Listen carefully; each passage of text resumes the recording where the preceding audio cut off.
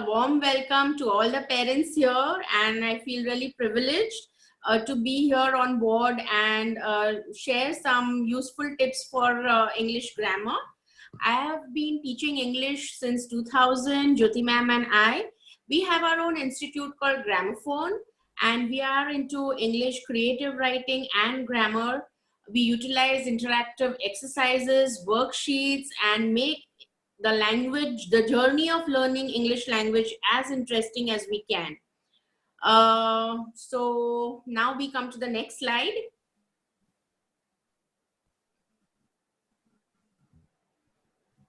Divya, can we have the next slide, please?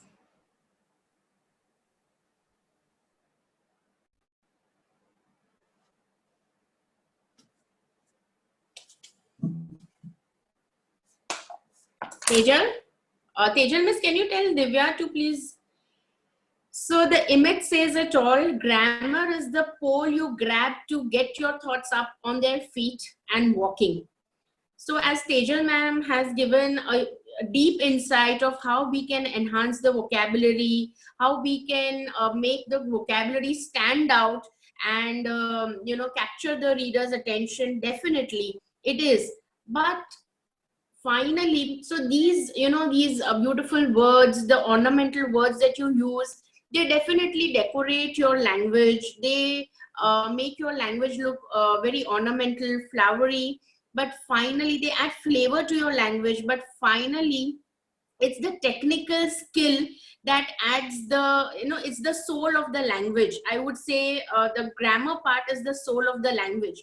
Or in simpler words, if I would say that, whilst you all are cooking in the kitchen, especially the moms would understand this, you would add a lot of things, garam masala, pav bhaji masala, pepper and herbs and oregano to your cooking.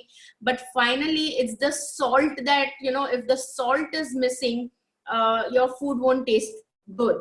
So grammar is like salt, its presence is very much required, though it will not flavor up or spice up your food, but its presence is very, very important. And so it's very important to understand how this plays an important role. It's not only the 20 marks that play a role in your English language paper. Its impact is spread out throughout the paper in all your writing, whether you're writing your letter, your essay, your notice, your email. Also, the command on your language is reflected if your grammatical skills are, mastered. And not only in English, if your grammatical skills are mastered, it will automatically have an impact on other subjects as well. The child will automatically feel confident in other subjects as well. So those 20 marks that the grammar section has been allotted in the English language paper are not the only 20 marks. Because whilst you are writing your essay, the entire 20-mark essay is not only on the vocabulary that you're using or the kind of sentences that you're using. It also, the marks are divided. Moitri ma'am would guide us better for this, that how are the children, I think she did, right? Moitri ma'am, did you guide about the grammatical part? How they are grammatically rated when they're writing their essays or letters or notice emails? Yes, because the gross errors are all based on grammatical errors. So I have already informed them that each gross error or one grammatical error will cost them 1 mark. So a children who is making 7 gross errors lose 7 marks. It's very straight. And in every line, if he keeps making a gross error or a grammatical error, a punctuation error, he will tend to lose 1 mark. So if he's written 11 lines and in 11 lines he has made 11 mistakes, he has lost 11 marks. It's very straight. Correct. Thank you, Moitri ma'am. So if you see the grammar section, now let's come specifically to the grammar section. That's question 5A, which holds 4 marks. It's question 5, and the question 5 is divided into 4 sections, that is 5A, 5B, 5C, 5D. The entire question 5 holds 20 marks. All the questions are compulsory. There is no choice whatsoever in English grammar. Now, the most important thing to understand English grammar from the ICSE board point of view. If you see, all other subjects have a set portion. They have, if you know your textbook well, you pretty much know that things are going to come right from that text. You know your question answers well, and you have very good chances of scoring well. But English language is one such paper which is the most unpredictable paper, right from question 1 to question 5. There is nothing set.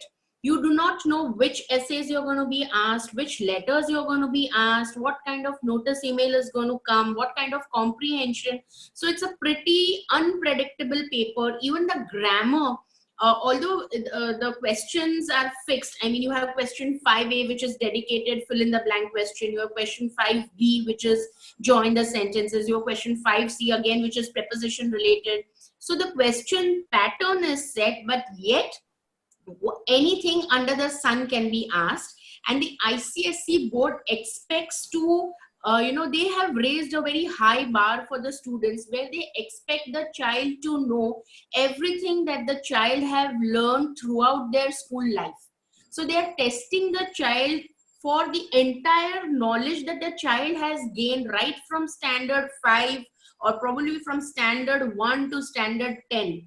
So it's very important for the child to be fundamentally strong to achieve this 20 marks, because out of the 80-mark English language paper, these are the only 20 marks where you can get 100% scoring.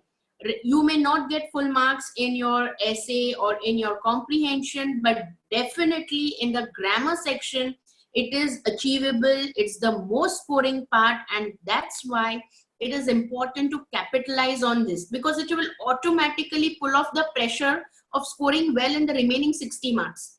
So it's very important that the children understand their approach towards grammar. Most of the children keep the grammar section for the last minute study. And that's where I feel that they are going wrong, because they feel that it's only for 20 marks and, it's just fill in the blanks and one word answers. They're leaving it for the last minute study. And that's when the panic button starts, because then they really struggle. And then what do? They start directly from the paper solving. That's where they start solving mixed exercises. They don't do the solving part topic wise. And that's where they keep fumbling. They keep repeating the same mistakes that they've been doing since so many years. So please, parents, see to it, children, please see to it that you're not leaving it for the last minute study. It is something which has to be learned on a regular basis, regular practice, just like mathematics. So that is one request. And do not start solving from your mixed exercises. Okay. Now let's go to question 5A, which is for 4 marks. You have 8 blanks. Now it's very important to understand the aim of this question. This question is not only a tense related question. This question requires knowledge of tenses, subject verb agreement, gerunds, participles, and infinitives. All these topics need to be known by the child. Then only the child will be able to, if the child doesn't know that the child needs to know subject verb agreement, gerunds, participle, infinitives, he will never think only that that can be a possible answer. That is why my next slide will just give you an example of this year's board paper, just the beginning of that, and I'll just show you how the board has asked. Can we have the next slide, please? Now look at this. By the time she was 3, Matilda had taught herself to read by studying newspapers and magazines that lay around the house. Now, if you see this, the first had taught is in past perfect, the second studying is a gerund, and the third fill in the blank lay is past tense. So out of the 3 blanks, all the 3 blanks had different answers. And it's not only tense, studying is a gerund, it's not a tense. So the child is expected to know all this. So don't be, the children just think this is a tense related question and then they start thinking only in that direction. So Moitri ma'am, if you could, whilst I'm explaining the questions, if you could just brief where the children are going wrong so that the parents really understand that, what are the errors that children are making and where they are losing their marks. Yes, as I rightly agree with you in this on this topic, because uh, the sentence has been read. By the time she was 3, Matilda had taught herself to read by studying newspapers and magazines. Now, the word given over here may be teach. You have to be very specific. You have to read this passage twice. There is a key given. Please check which tense is the key. If the key is in the past tense, then accordingly you may have to apply few past participles or maybe past perfect tense. So your knowledge of tense and gerunds and infinitives should be thorough. You need to know the topic called sequence of tense in order to solve this passage. Children randomly put it because they don't know tense. So they are going by hearsay, or they are trying to just find a way out. Yeah, beat around the bush. Or they're just trying to find a way out. But that is not the exact way. You need to be very, very specific with your tense, your infinitives, and your gerunds. So if you are in the 10th standard, do see to it that year round you practice grammar topic wise. Then you come and start solving this kind of grammar. For this, you need to start right from the 6th standard. 6, 7, 8, the base is built up. 9th and 10th is application of that grammar. Thank you. I would just like to chime in up here, and I would like to take the opinion of a professional who's with us, Mr. Ujjwal Kakaria also. Jyoti ma'am, Punita ma'am, and Moitri ma'am, you'll be very happy to know, and especially the children and parents, that what Punita ma'am is saying regarding the importance of the perfect tenses as well as gerunds, all that is there in this should be in the perfect sensibility. It is not only important for your marks. I have a professional with us, Mr. Ujjwal Kakaria, who is a CA as well as does a lot of legal documents. Sir, as a professional, how does grammar help you in your future? In fact, very happy to let everyone know that he's still, trying to further improvise his grammatical skills. He recently shared with me. Mr. Ujjwal Kakaria, what would you like to say about this? Grammar is always very, very important in entire documentation of legal drafting, maybe pleading, maybe a document, or maybe an argument to be put forward before the court. And the facts are same for everybody, but the way in which it is put up, we call it a hygiene. The document hygiene has to be maintained very well, then only it impresses the reader thereof. And we put lot of effort in correcting the hygiene thereof. Many times the document itself may take 2 hours, but hygiene correction may take further half an hour in our legal practice and day-to-day practice. Oh, so basically he has pointed out, thank you Mr. Ujjwal, that grammar, Punita ma'am, your subject is not going to leave us lifelong, ma'am. Right from I'm so happy with Mr. Kakaria's input, because I can really see that its impact lasts for a lifetime, and whether you belong to any profession, but finally it's a mother of learning all languages, or any profession now, communication happens in English. So if you are not well placed grammatically, if you don't have command on your language grammatically, it's going to be a lot of struggle and hard work for you. I'll just share with you, if you allow me. I have a book right now, which in this lockdown period I am working upon. This is a compulsory English for civil and judicial services, 2nd edition. I will show you on your screen. This book I am reading in during this lockdown period. Can you see it? No, no, actually the image is not. Yes. Now we can see it. Yeah. Yes. Oh my, it is a really thick book by Mr. Bharadwaj. So, Mr. Ujjwal, your childhood training, obviously, in grammar, and now the training that you're taking, in case your grammar base had been built very much earlier, don't you think it would have really helped you today, Mr. Yeah, Ujjwal? yeah. The grammar, good grammar has been helping me all along, and this improvement is a part of continuous reading and continuous study. And we chartered accountants are forced to learn every day because we have to put forward so many things to the court, and we see many people putting their best efforts, and we feel that we are from the Mofussil area. Originally, I am from Dahanu and Vapi. So sometimes we find ourselves at a lower rung, and therefore this improvement is necessary to reach the upper rungs of our profession. So, Very thank you. well said. Very well said. Yeah. So, Punita, you can see that if professionally also, if a CA also needs to learn grammar, then what can we say of other professions? So, please, I'm sure.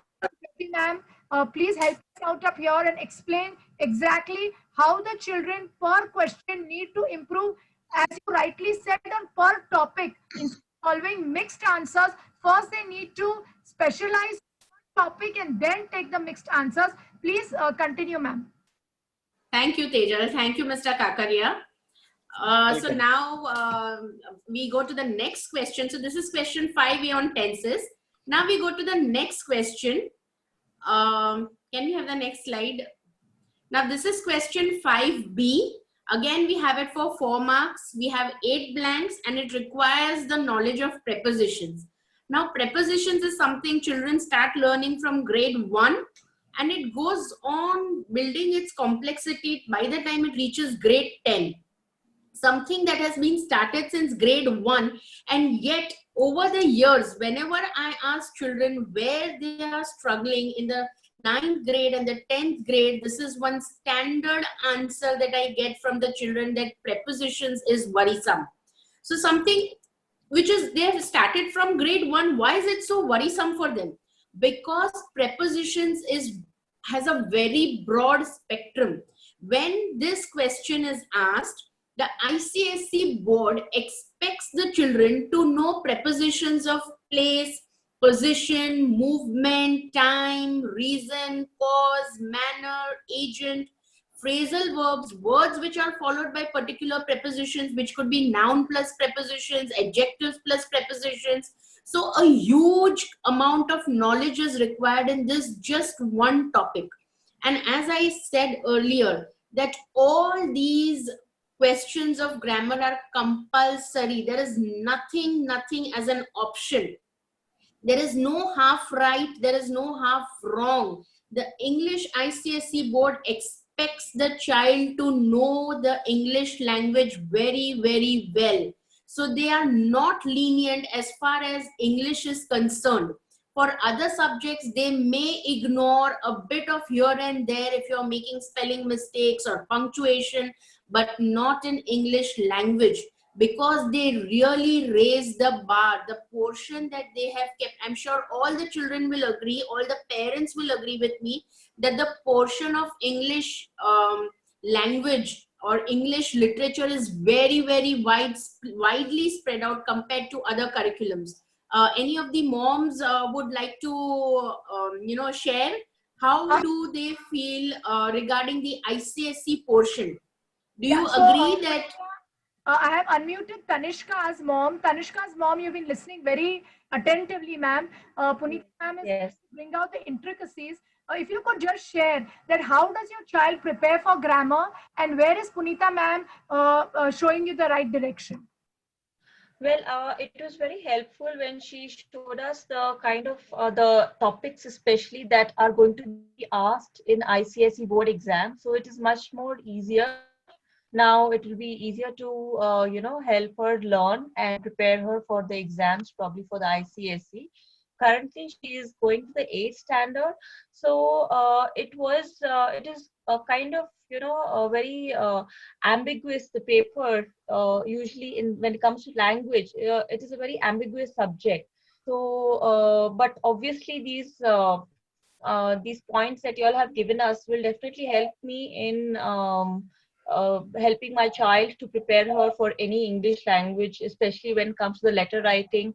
As you told me to prepare the scrapbook and the ready reckoners, which are very helpful. So, she can probably, have a very good base in letter writing, comprehension, and essay now onwards. Thank you so much for that. So, Tanishka, here to the textbook that you are adding, ma'am, the textbook that we said that you need to create for your child, ma'am. What Punita Yes. ma'am, Shakti ma'am are trying to tell you up here that the 15 chapters that are there for grammar, ma'am, please Okay. start making personalized notes for each chapter. Like over here, as she pointed out, that we have if I can just take you the tenses, subject, verb, agreement, gerunds, participles. First of all, ma'am, for each of these, you require excellent exercises. Once they improvise on this, then you take the mix. This thing. There are many books available in the market. There are many test series available in the market where you will get a complete understanding of these. First, you complete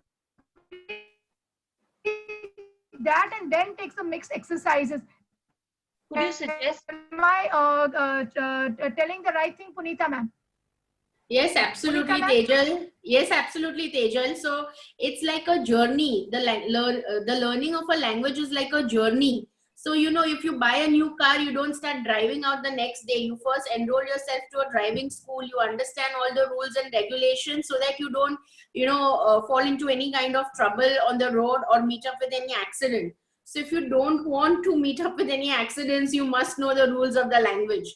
And learning this language does not, most of the children, because I'm sure, now we have a very educated lot of parents, and the children also going to very good schools. So they speak English fluently. But most of the children learn the language, or at least the grammar part, they do by intuition. They guess the answer. Probably they may guess the answer correctly because they've been speaking this language over the years now, or that's what they've been listening over the years, but they do not know the logic behind it, or they do not know the rules behind it, and this can land them into trouble because not all your guesses will be right.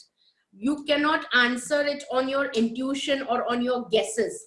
So please see to it that the children are getting into the rules, getting into the facts of the language, and then solving the exercises and not doing any guesswork or any intuition. That's very, very important.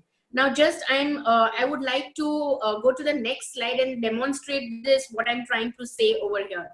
Now, look at this. This is in this year's board paper. This were the random 3 blanks I've taken. The first blank, it has been raining -2 hours.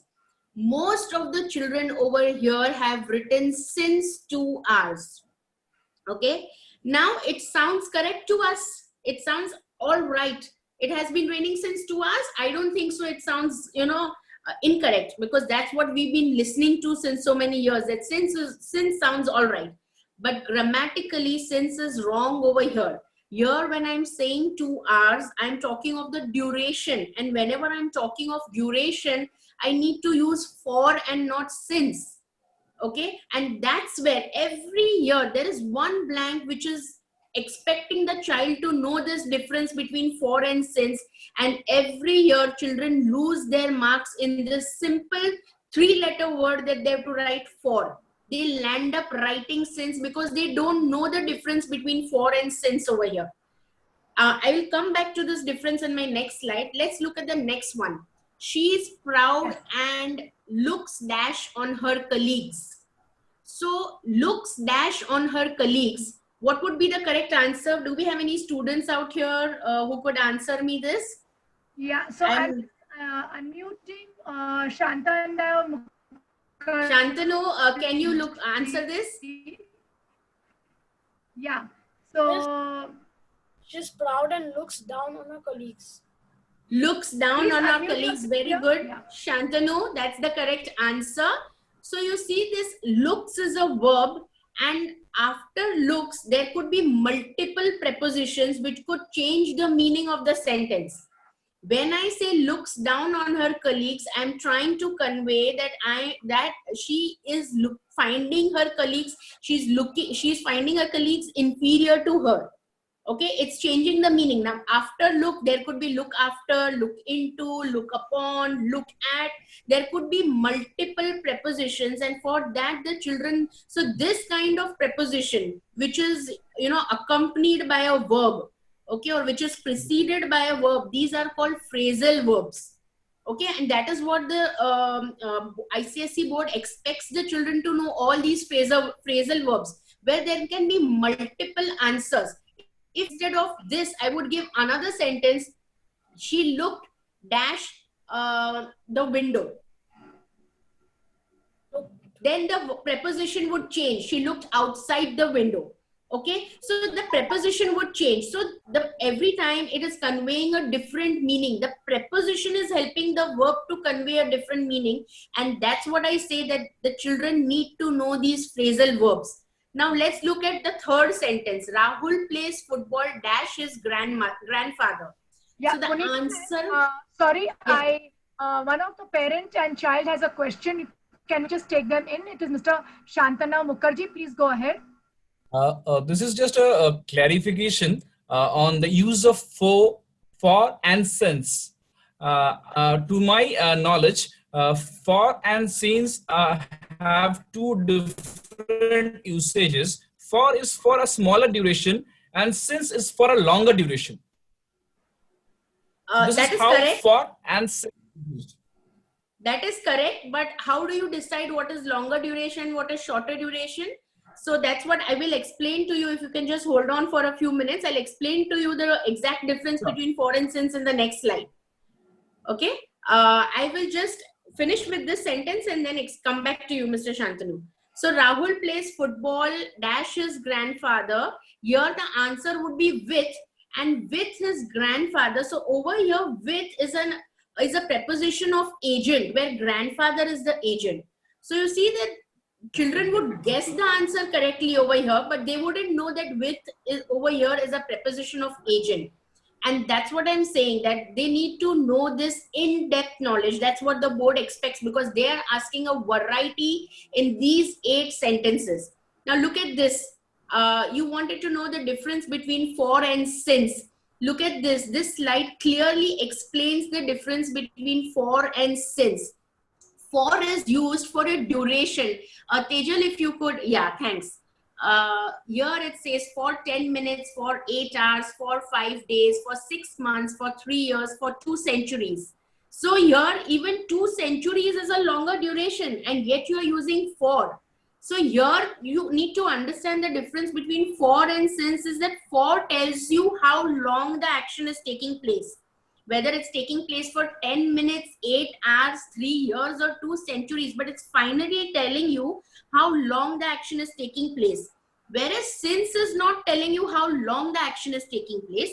Since is telling you that something started, in the past, and that activity, that particular activity or action is still going on. So you say that I've been dancing since my childhood. So it is something which you started in your childhood, and it's still going on. That activity is still in process. So that's the difference between for and since Monday, since February, since 1982, since I left school, since the end of the last century. That is the difference. Here, since is not telling you the duration of time. It is telling you when the activity has started sometime in the past and it is still going on. So that is the important difference which the children need to know. Right? I hope, Mr. Shantanu, you have now become more clearer on this difference between for and since. Yeah, so he's shown a thumbs up sign, Punita ma'am. And Punita ma'am, I would like to just chime in up here that what you have mentioned earlier, that, for and since, a question relating to that comes in every exam. So again, if the parents in their textbook that they're authoring, they definitely need to, do some reference on Google or do some reference on various books and notes or whatever is available, and such specific, the way ma'am you have created this for and since, specifically you have shown separately about where you have to use for and where since, even if such type of things like a map of this or a diagram of this is kept by the parents in their book, I think it is definitely, ma'am, going to really help minutely, because it is, you made it black and white over here, ma'am. Heartiest congratulations on this beautiful worksheet that you have created. It just shows your passion, Jyoti ma'am and Punita ma'am. Really thankful. You have done Thank that. you, Tejal. Actually, Moitri ma'am would be able to tell us this because she's the corrector. So I'm sure she would be able to give us an insight that, Miss, how do the children, because I've been correcting my students' papers in so many years, and unfortunately, they all jumble up between for and since. And so I've taken this specific example to explain to the parents.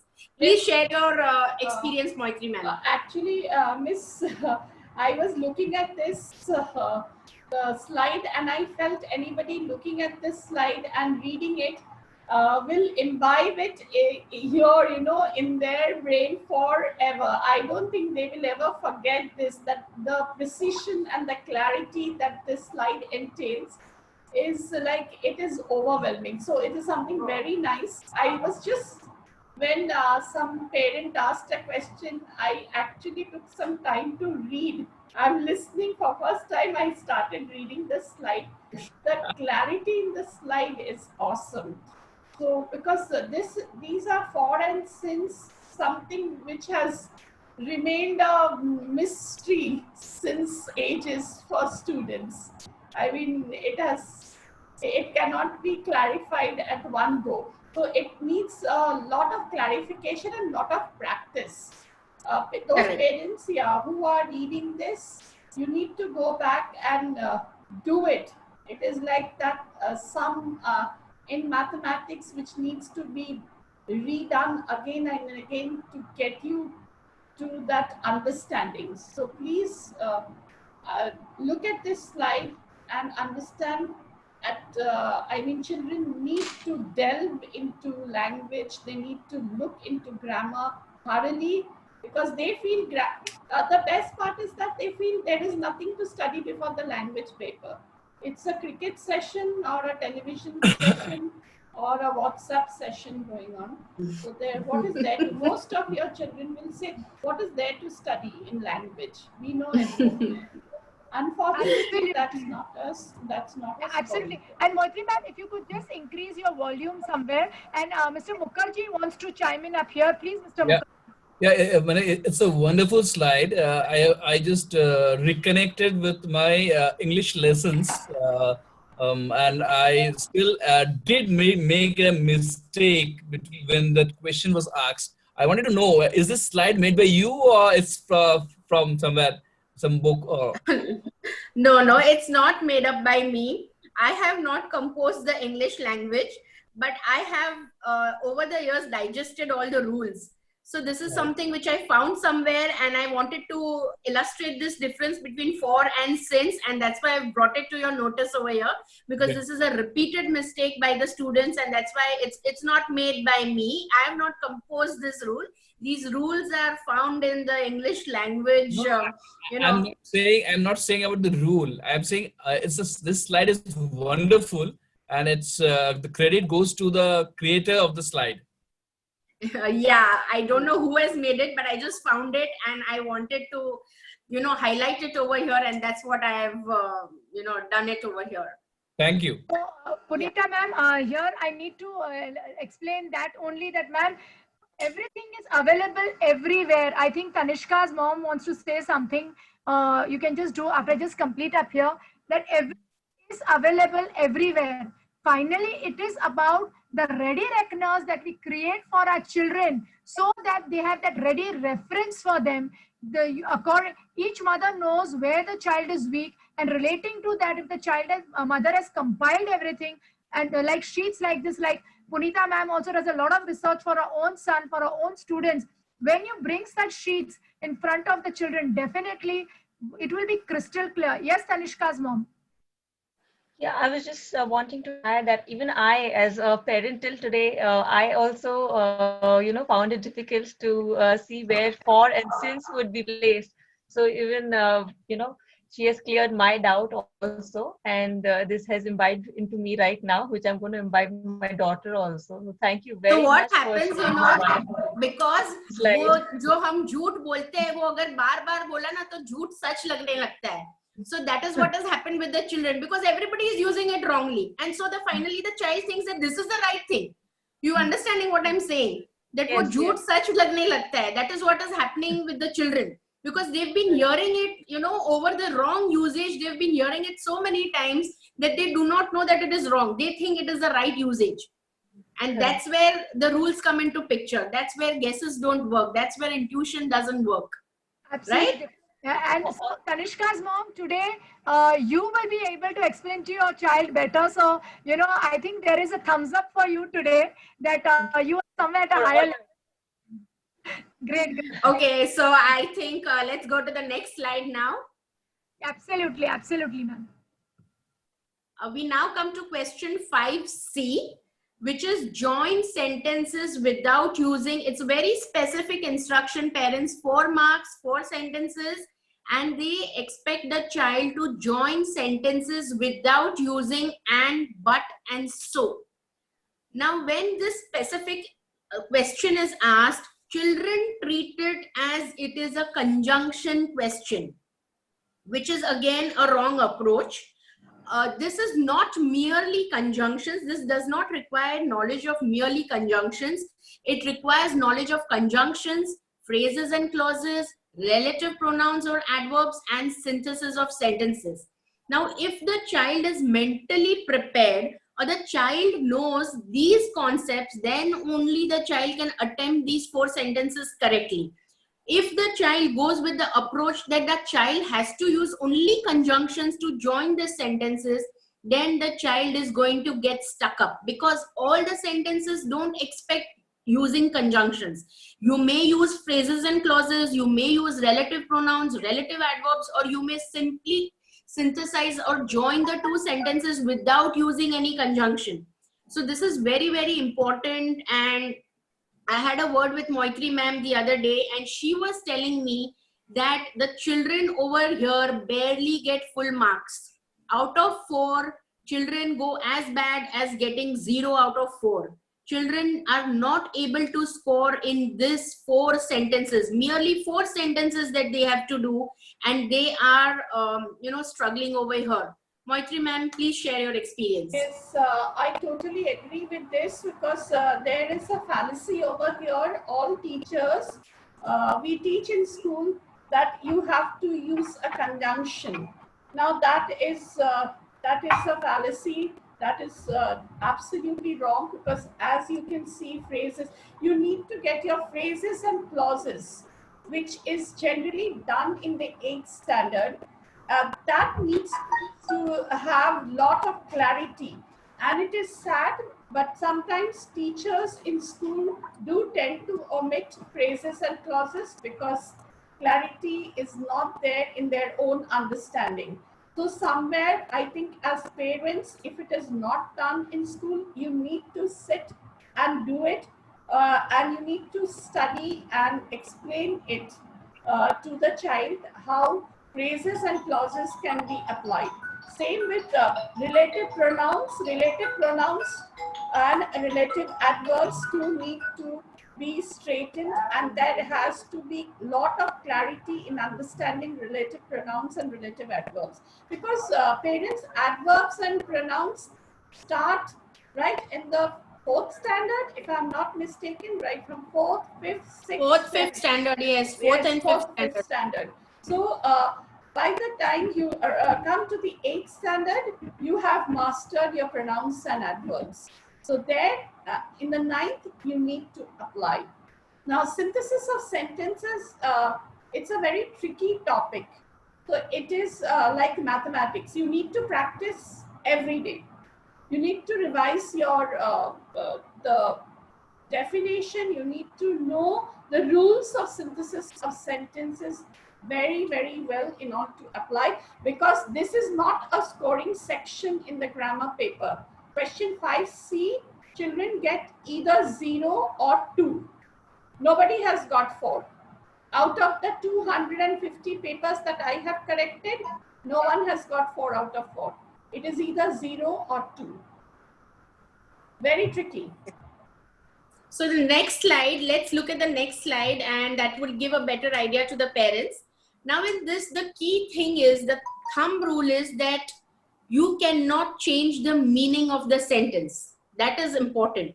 You could probably change the order, that is also probably. You could change the order of the sentence, but not the meaning of the sentence. You can, in the entire grammar section, please be very, very careful. You cannot change the meaning or the tense of the sentence.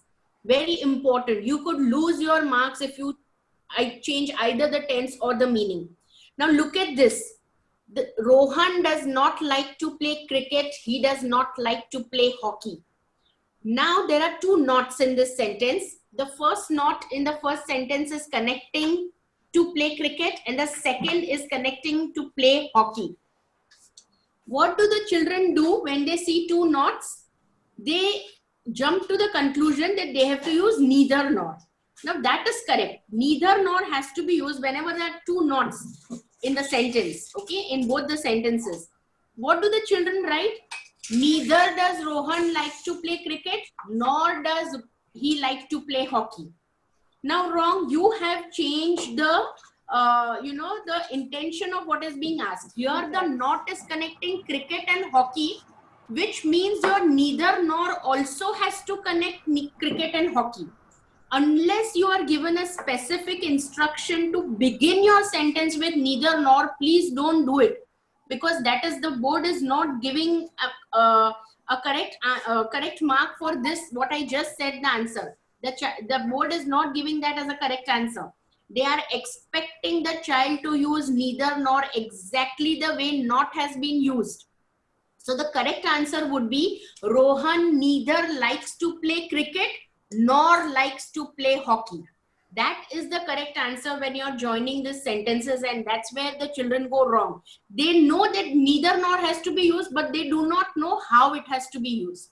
So like I said, unless the instruction is very clear that begin your sentence with neither nor, please don't use otherwise. Okay, now the second sentence, Sarah pushed as hard as she could, the door would not open.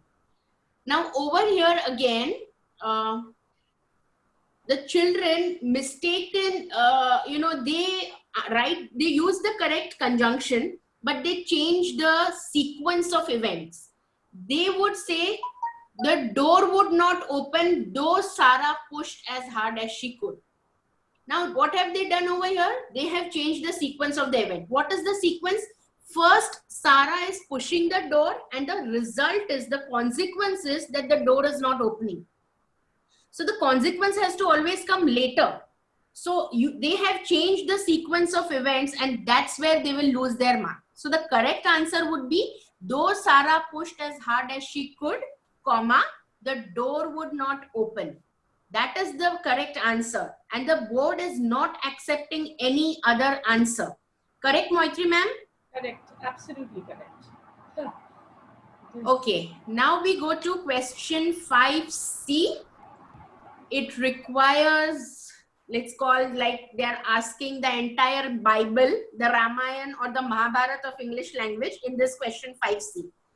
8 sentences, 8 marks, and they expect the child to know this whole lot of topics. They expect the child to know interchange. They expect the child to know active, passive, direct, indirect, kinds of sentences, simple, compound, complex, phrases and clauses, conjunctions, tenses, subject verb agreement, and last but not the least, even the punctuation.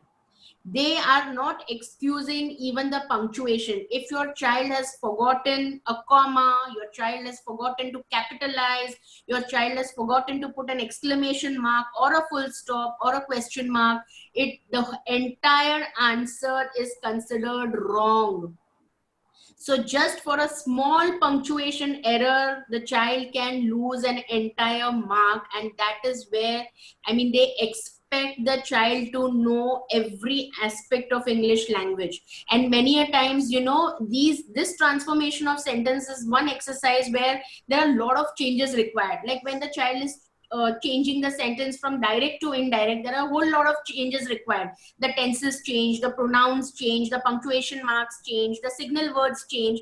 If a child forgets to change, I mean, make even a single change, if the child has forgotten, the child is going to lose the mark. If the child has forgotten to capitalize, or the child has forgotten to put a question mark or an exclamation mark or whatever, or change the signal word, instead of yesterday, if the child forgets to write the previous day or the day before, the child is going to lose.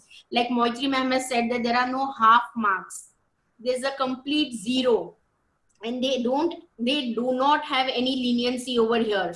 And that's why intensive practice is required for all these topics that I have mentioned over here. The children need to master all these topics to be able to do well. Now I would request Jyoti ma'am to sum it up all and give you important points to remember before your board exams. Thank you. Jyoti ma'am, just one So, moment. yeah. Lot of parents are sending in messages, various doubts, but we have a very, very interesting session coming up by our board corrector, Moitri ma'am, who is going to be explaining the intricacies of the English language paper, the Merchant of Venice, prose and poetry. So it won't be possible to, take in any questions. You can always send across these questions every Monday when we post about English language and English literature. So whatever questions are occurring in your mind, you can either post on WhatsApp or you can just write it down and post it on the PTS group next Monday. Jyoti ma'am, please help us with the points to remember. Yeah, so very good evening to all of you. I think Tejal Miss, Moitri Miss and Punita Miss have told you whatever I want to bring it to your notice. But you have to treat grammar like a mathematics. Second thing, grammar is like in a film, like how is a hero. So English language, any language is a hero, and that impact you will see in all the subject. Like maths, you can't do practice last minute and go.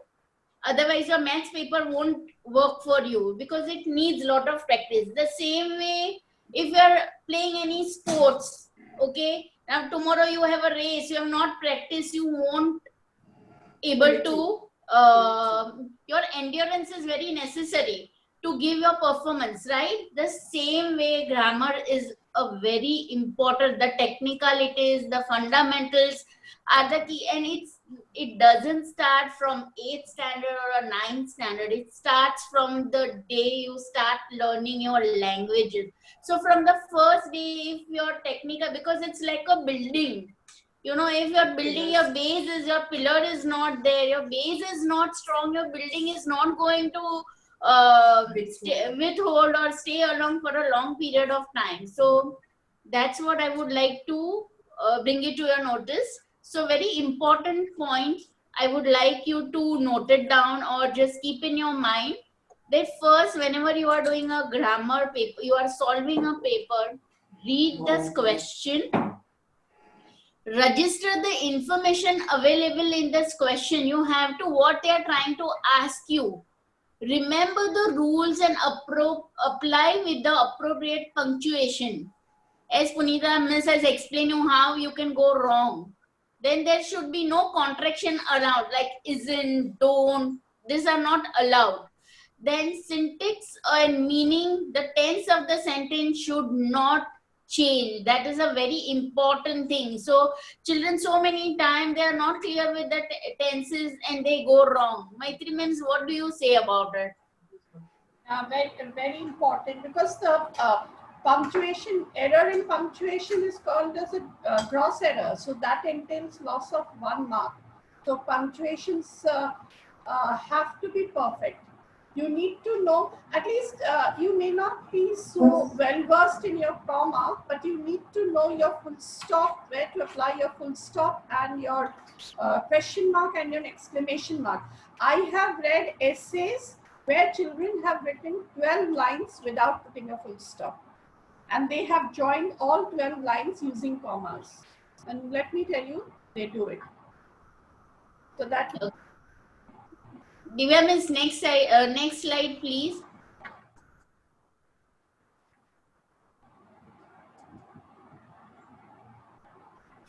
So what is the important thing for a preparation of your exam? You have to understand two rules. You have to go through the rules to get the concept clarity. If you want to grab all the 20 marks, it is possible. So you have to do extensive practice of the topic wise on a regular basis, and don't just start solving all the papers or mix exercises. First thing, you have to solve topic wise. The next thing, mix exercise practice followed by a paper solving. So once you are clear with one topic, then you go on the mix exercise, and last, regular grammar practice will help to build up the knowledge and the confidence to tackle question asked in the exam. And anything under the sun, if will be asked in grammar, you will be able to do it. Only your rules, your fundamentals, your technicalities should be at the place. So you will be able to achieve those 20 marks, because you just have to write one liner, and I don't think so you can go wrong.